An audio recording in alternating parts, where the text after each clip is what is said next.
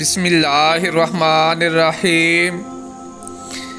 میرے پیارے دوستو، عزیز و بہن بھائیو، السلام علیکم۔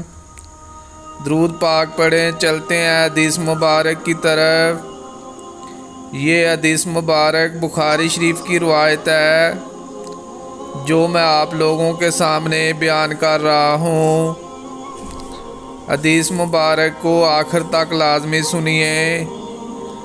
رسول اللہ صلی اللہ علیہ وآلہ وسلم مدینہ تشریف لائے تو آپ کے ساتھ کوئی خادم نہ تھا، اس لیے ابو طلحہ میرے سوتیلے باپ تھے۔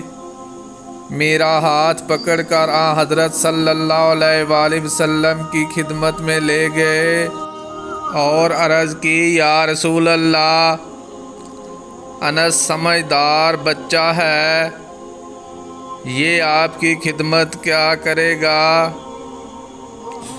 انس رضی اللہ تعالیٰ عنہ کہتے ہیں، میں نے آپ کی سفر میں اور حضر میں خدمت کی۔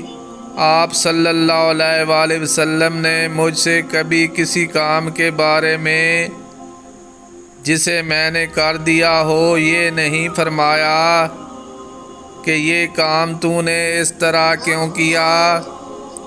اسی طرح کسی کام کے متعلق جسے میں نہ کر سکا ہوں، آپ صلی اللہ علیہ وآلہ وسلم نے یہ نہیں فرمایا کہ تو نے یہ کام اس طرح کیوں نہیں کیا۔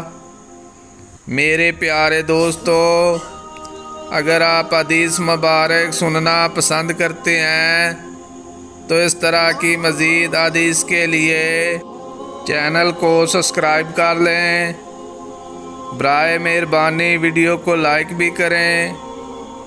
اجازت دیں، ملتے ہیں پھر ایک نئی حدیث کے ساتھ۔